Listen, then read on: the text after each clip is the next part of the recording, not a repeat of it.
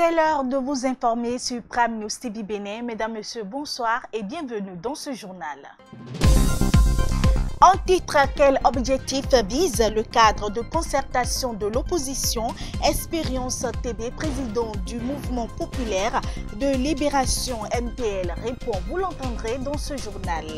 275 francs CFA, c'est le prix du soja grain conventionnel et 305 francs pour celui biologique. Les conditions de commercialisation du soja grain ont été fixées par le gouvernement. L'interactualité et le sport sont également au menu de ce journal. Bonsoir et bienvenue à tous.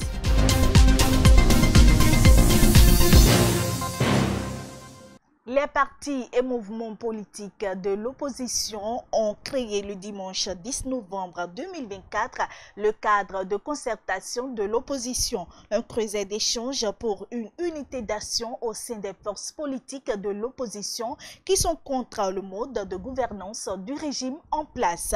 Mais quel est le principal objectif de ce creuset? Expérience TB, président du mouvement populaire de libération, répond.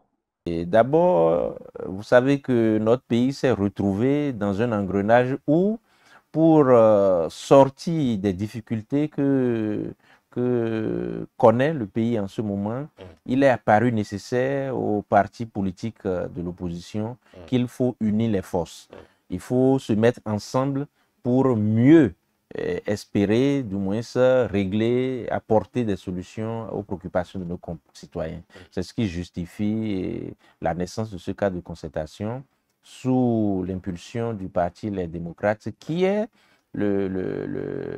comment appelle-t-on, le parti qui porte chef de file aujourd'hui de l'opposition. Donc, il faut noter que beaucoup n'ont pas compris.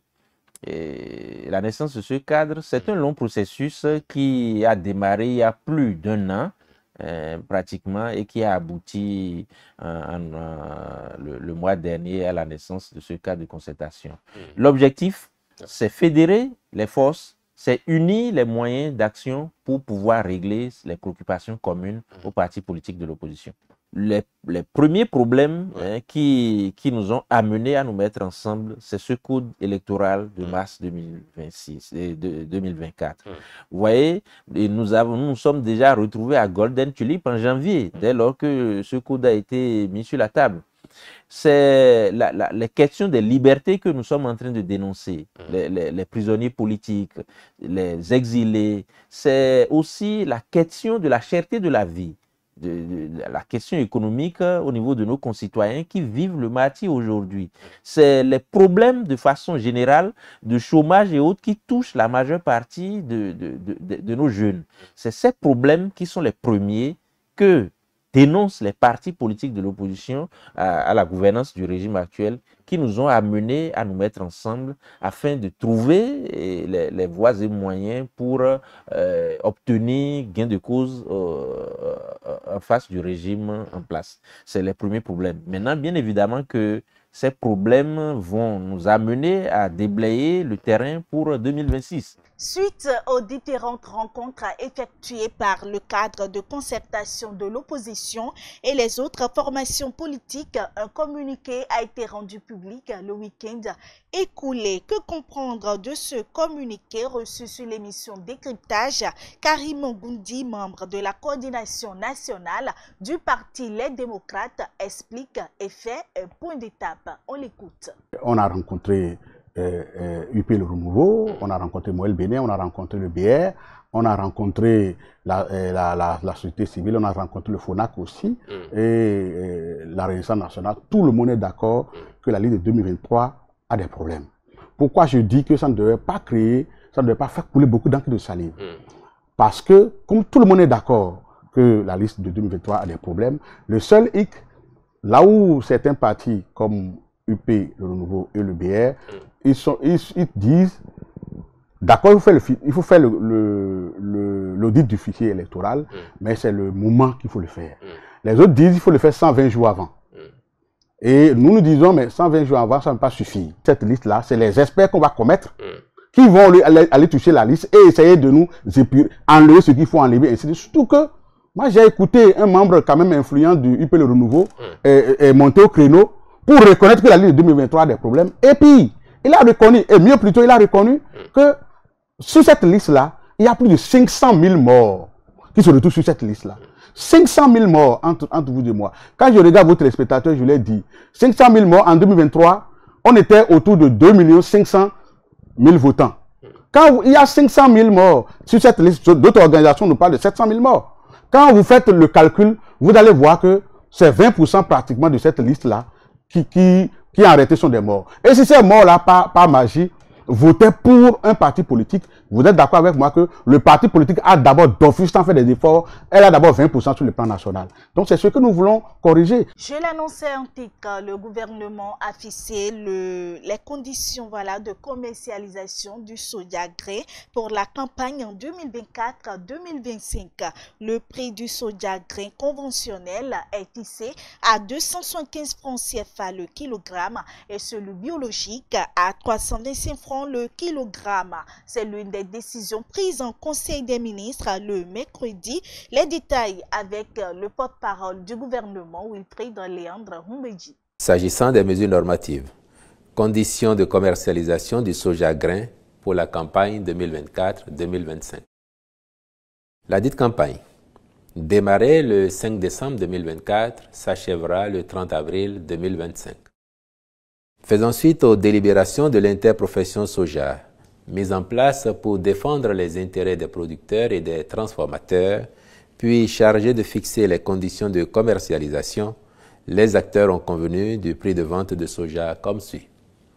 Soja grain conventionnel, 275 francs CFA le kilogramme et 5 francs CFA par kilogramme pour les charges des fonctions critiques. Soja grain biologique, 325 francs CFA le kilogramme et 5 francs CFA par kilogramme pour les charges des fonctions critiques.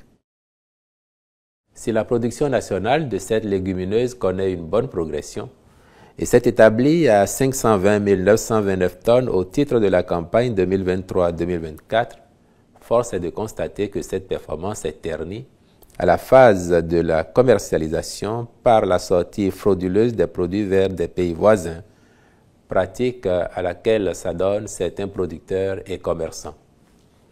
Une telle situation porte préjudice à l'essor de la filière, aux efforts d'industrialisation en cours dans notre pays et à la création de nombreux emplois qui en résultent. Elle constitue en outre un risque pouvant affecter gravement à long terme les intérêts des acteurs eux-mêmes en fragilisant leur interprofession, autant qu'elle compromettrait la diversification des sources de création de richesses pour l'économie nationale. Aussi, le Conseil a-t-il instruit les ministres concernés à l'effet de veiller au respect de la mesure d'interdiction de l'exportation du soja par voie terrestre. Autre information dans ce journal, la jalousie, une émotion secondaire qui représente des pensées et sentiments d'insécurité est de plus en plus fréquente au sein de nos sociétés et plus précisément dans les couples. Qu'est-ce qui peut amener un homme à jalouser le succès de sa femme? Quelles peuvent en être les raisons? Rosine Setio a recueilli pour vous l'avis de quelques citoyens. On les écoute. La première des choses pour une femme, quand il voit de l'argent, quoi qu'en soit ce qu'elle va faire du moins pour dire qu'elle va respecter son mari à la maison, c'est l'argent qui crée le danger. Parce que quoi qu'en soit le minimum des choses qu'il va faire pour dire qu'il va respecter sa femme dans un foyer, il ne va pas le faire. Parce que quoi qu'en soit la situation, c'est qu'il va dire qu'il sera autonome. Oui, il sera autonome. Parce qu'il voit déjà qu'elle est supérieure du moins à son mari. C'est l'argent qui crée ça en fait. Un homme jalouse sa femme. La raison, c'est que l'éducation a un peu de problème à mon niveau.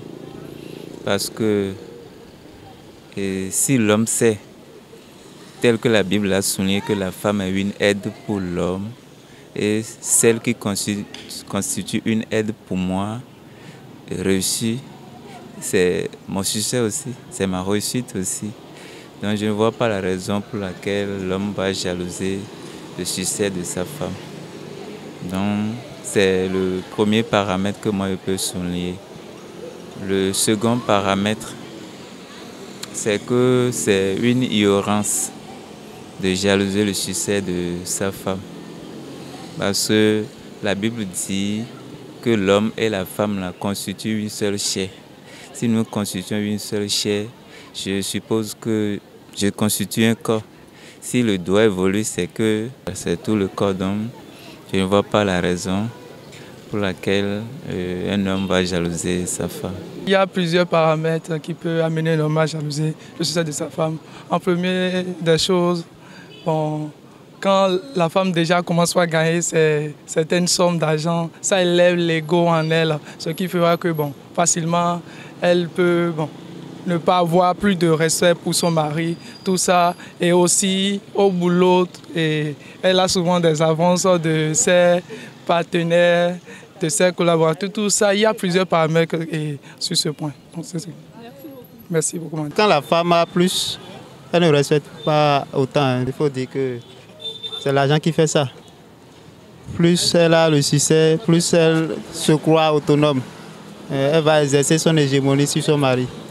Donc selon moi, je pense que c'est ça là qui va beaucoup créer la jalousie de l'autre côté. Puisque le monsieur se voit déjà en faiblesse, il n'a plus la force.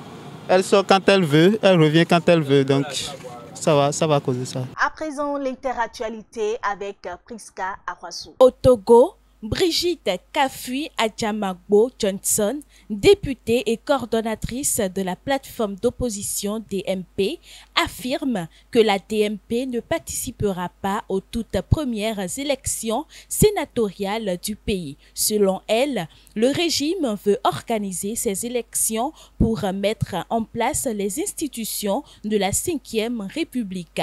Nous ne pouvons en aucun cas nous associer à ce projet qui serait une trahison de plus pour les Togolais. Au Mali, la ville de Léré subit un blocus djihadiste depuis tout juste 2 semaines.